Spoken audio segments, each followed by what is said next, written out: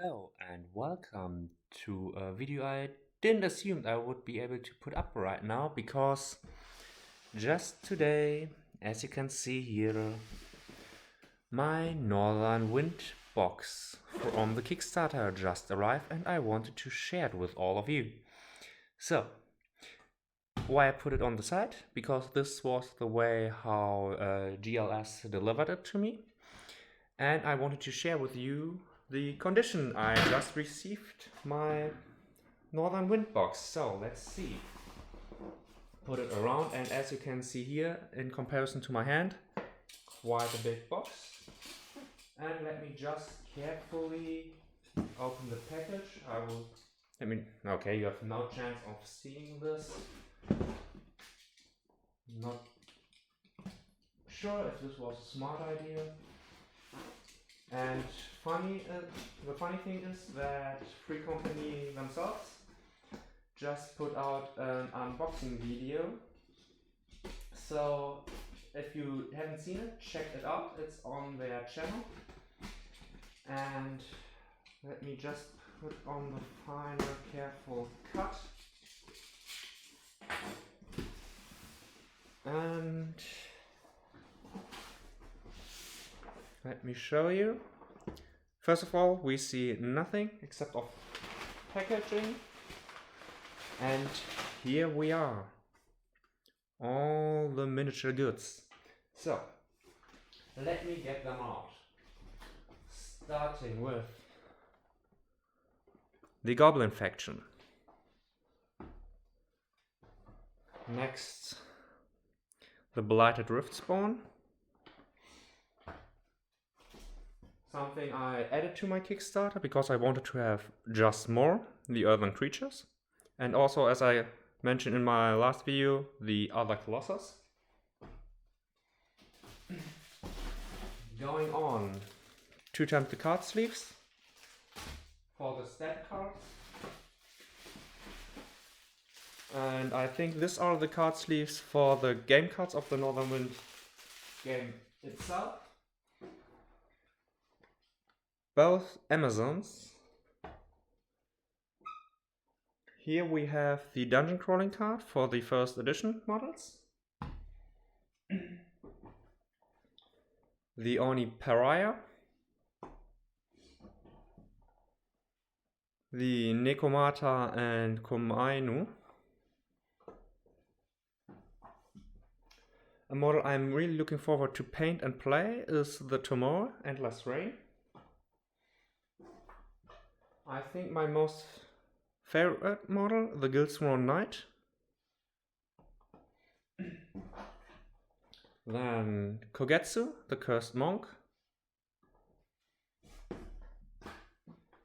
And the Oni Akashas. Interesting that we have two with a red skin, because I think this one normally is the blue Yakasha, not a red one. But we will see. Now, the most important part, the game itself. And I will just continue with the video. So far the boxes seem to be great. There are no real dents. Only thing that I noticed so far while I'm opening the Northern Wind box is looking at the knight.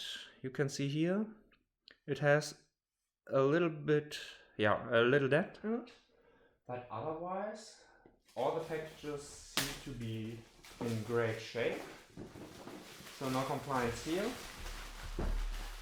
And let's see what's inside.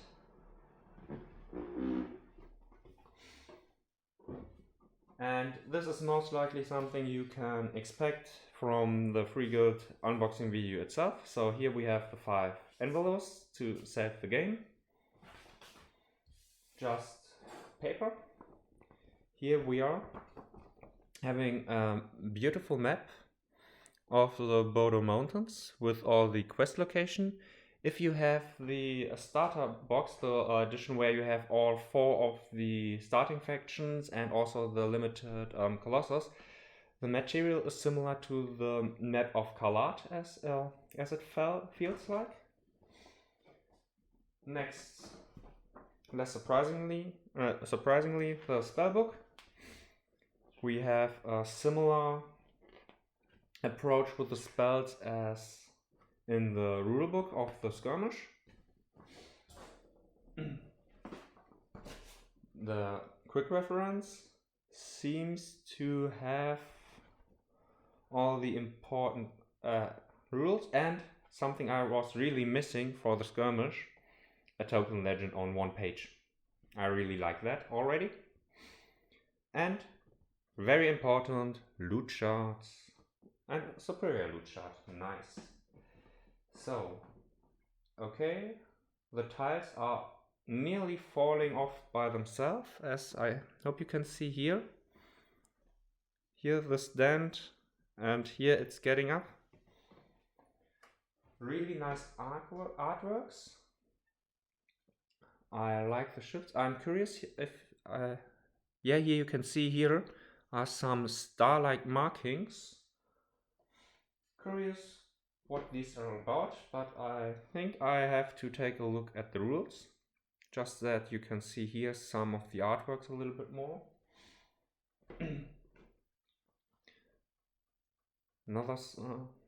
I really like them. They're quite versatile and different aspects from the wildness than inside of buildings. Here we have one which is already inside the building and already fell out, or it just did. And here is the back of it. And I can see myself playing this quite a few times. Normally I'm not so much a person who is able to replay games, especially story-related games, once completed. But these artworks are really beautiful. And if you don't have the Nekomata and Komainu miniatures, you have also here some tokens you can use. So you don't have to worry if you don't have the miniatures. The tree might be really beautiful to use also in the skirmish. And really nice touch, the bows of the Yakashas. And here is the skin blue. You have the Guildsworn Knight, you have the Amazon, you have the Pariah. So all the additional miniatures you don't need, you have the paper token for them. Here we have the Northern Wind rulebook. It feels a little bit more sturdy from the core rulebook, but this might be that this is hopefully fresh out of the press and that my rulebook is already a little bit used up. So this might be the reason. Also here states once again with all the different tokens, which is really nice. Also it seemed that the distraction token I just now seemed to be reworked, or in general, I think distracted is so far in condition not use. And incapacitated has a red X. And we have a white X with a circle for fatigued. So this might be interesting. Here we have the Northern Wind quest log. Just a quick flip through. And because of the transport, here it is a little bit dented. And also, as we can see here, it damaged the package a little bit. We have two, I assume, clear plastic or maybe even acrylic Stanleys. We have some cards, the profile cards. I assume these are the upgrade cards. And just to cap it off, this seems to be the hostile cards. I was already also thinking about maybe using the new hostiles like the undead to play the Heart of Obsidian campaign with them with alternative models. And here we have 4 different die.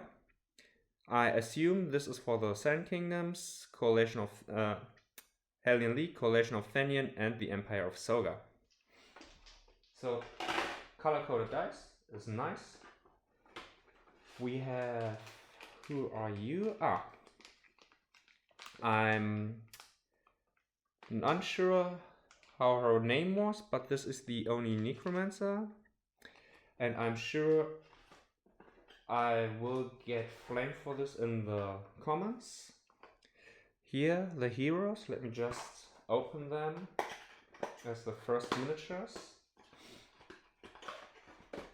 Once again, the stat cards of all 4, and similar layout as in the skirmish game from the rule. And just let's check the miniatures themselves. Starting with Nara, you can see here she has 3 parts, I assume.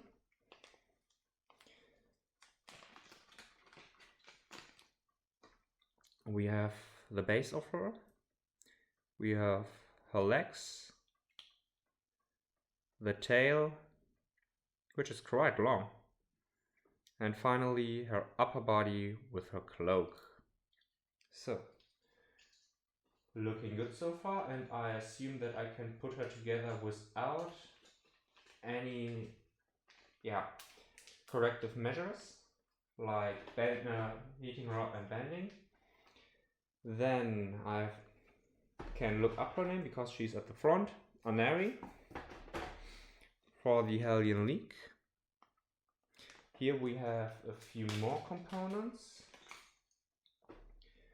First we have the base. We have, I assume, this is, this is her hand with the flame, her legs, her upper body with a massive cloak, and this is her other hand. So 4-part miniature. But I also got the impression that I can put her together also without any hassle. Let's continue with the Empire of Soga. Segan, I think is his name. Also 4 parts. We have his Nagasaki, I believe was it. His legs. These appear to be the spear tips, which most likely will be here at the back of him. And here I have to do some cleaning up because here is a mold. But this shouldn't be a hassle. So far I'm really happy about the miniatures. 3 out of 4 heroes are looking great.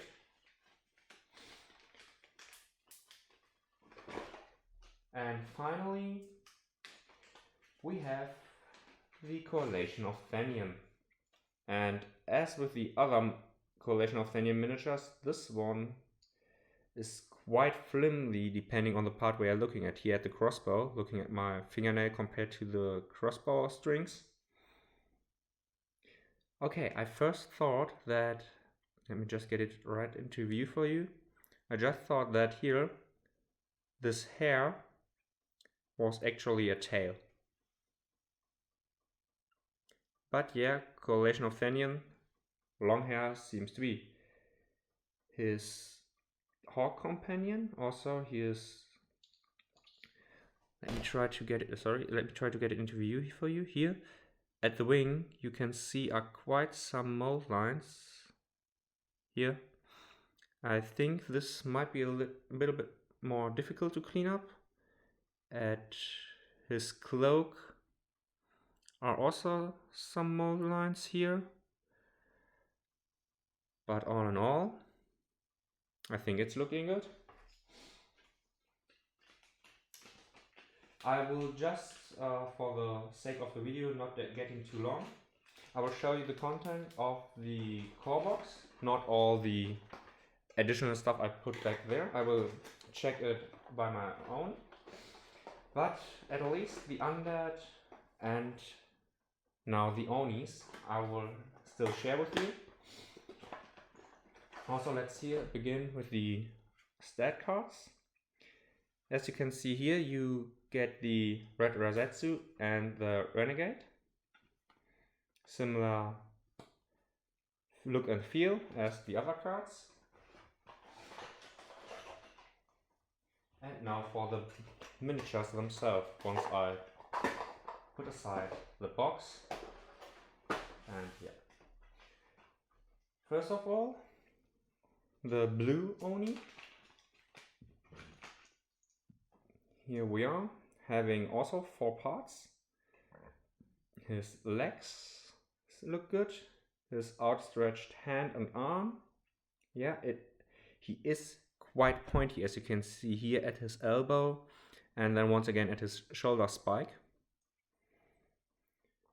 And himself, I believe, looking at his horns, yeah, they might be okay.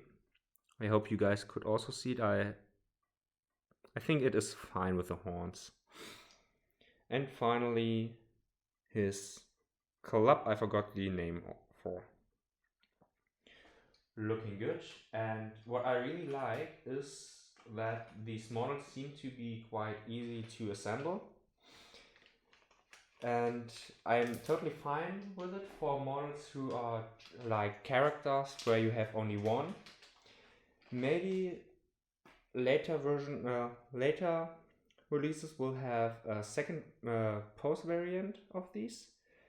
And here we have the Red Rasetsu. And looking at it, yeah, here is definitely a mold I have to put aside, to cut off, so that she can fit in her lower half. And looking at the sword, you guys can see it. I definitely have to bend it before I can put it on the base. Quite a nice miniature, especially, let me just grab behind the camera, since I just last week finished her, the tournament model of the Renegade Rasetsu. So, curious to see these two maybe pitched against each other. But let's now continue. I mentioned that I really prefer some modularity, variety in the miniatures where you have more than one. Coming to the Marauder, the Ogre Marauder. Also, large base, hand with his club, his colossal legs. You have his open arm. You have, I assume this is a shoulder pad. Here. Some hair. And the upper body. I'm not sure about the hair. I'm not a fan of such relatively flimsy part. But as opposed to some other miniatures companies who really produce parts who are just like 2 or 3 millimeter thick, and you have to cut them from the sprue. And I think this is a better solution, because simply you don't have to cut it. You are not risking to break anything from getting the miniature parts you need to assemble them. And here also the same model with the Oni, but this one doesn't seem to have the hair. Or am I missing it? Let me see. I just noticed here something different about the club. Because as you can see here, the club has some hair or strings. And okay. I think I found the problem. Here it has broken off. Can I get it into focus? Come on. Here you can see a brighter part, this is where the strings have broken off. So normally here I have to glue it together. So it's not the end of the world, that's absolutely fine. This is a minor repair which you have often in this with these miniatures. So if you're new to the hobby and this happened to you, I glued so far my Eldfall Chronicles miniatures with simple super glue.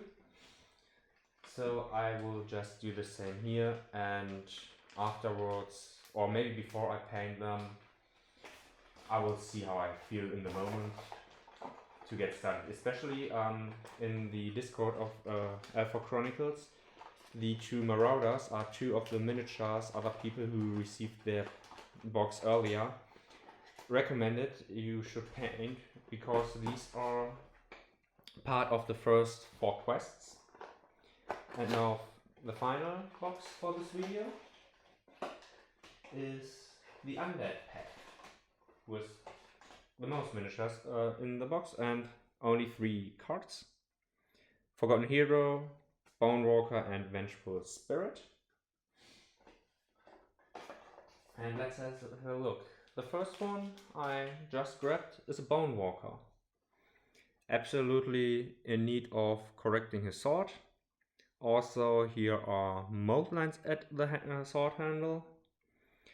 Also at the shield there are mold lines. The miniature is, the bones are really thin, once again comparison to my fingernail. Yeah, 2-part miniature.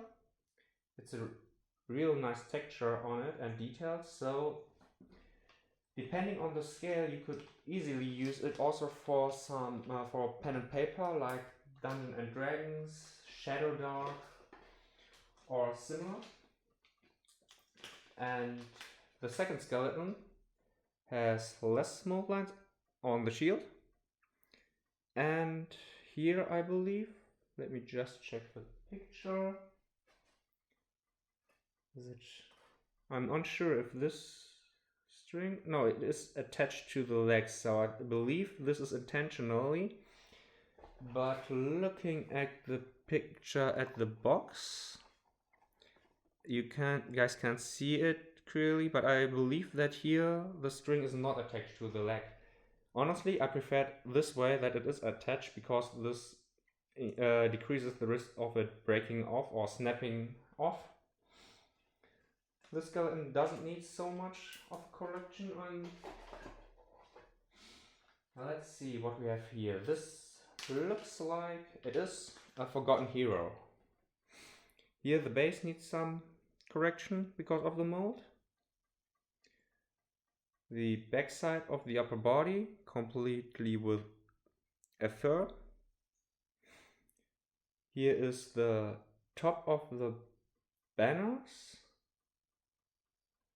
I'm just not sure if it is broken off, this one, or if it is, or it has to be glued on. But I assume that it has to be glued on, because here at the back side you can see it like this. You have 2 slots, and here is his bow and his swords and dagger. Nice miniature. Sadly, oh no, sorry, I have to correct myself. I just wanted to say, sadly we have 2 miniatures of the same pose again, but that's not true. Because here with the second hero, we have a sword arm. We have here a decapitated head. We have an empty sheet. We have his legs in a dynamic pose forward. We have his second arm to get onto the hand on the handle. And here we also have the 2 banners for the back. So we not only have 1, but we have 2 positions of the Forgotten Hero. I really have to check if he has put his bow somewhere else, or if he even has a bow, or if it's just a melee Forgotten Hero. But assuming that there was only 1 card, that I would say that there should be a bow anywhere. Now, the first of the two vengeful spirits. Not much of a face, as you can see here, so an ideal miniature if you hate to paint faces. Here we have it standing, and with a really nice short spear. Sorry. Let me just try something out, because it seems that there's a little bit of face at least. Okay, it is veiled. So here you can just put them together. Simple miniature, great details. I like it. And now the second and final vengeful spirit, as well as miniature of the core box. So this one has 4 parts. Here we have the upper body already with a veiled face. We have a short sword for its right hand, and I assume this is a lantern for its left hand. So, really nice about the undead faction, or undead box. 6 different miniatures for 3 profiles, so no repeat what I was complaining earlier. I'm positively surprised. So, as you can see here, I'm confronted with a problem. I had some other miniatures currently on my painting desk, but because Northern Wind just arrived, I assume, or not only assume, I will put my current painting project to the side and will start painting the 2 vengeful spirits, the 2 bone walkers, as well as the remaining 2 Oni marauders, because with the red Rosetsu already painted, I'm planning on using her instead of the normal red Rosetsu model, as long as I haven't painted it, to start with the Northern Wind campaign. So, this will be the video for this week.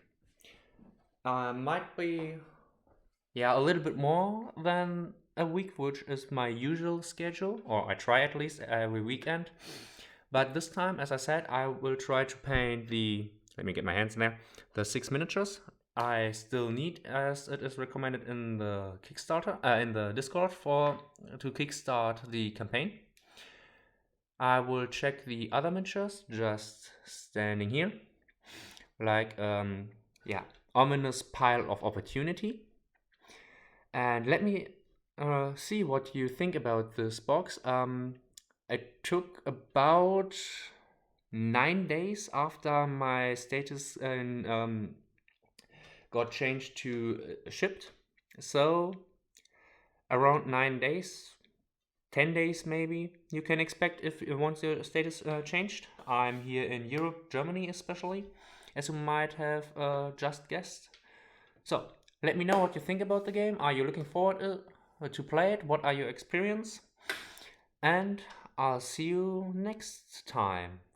Goodbye.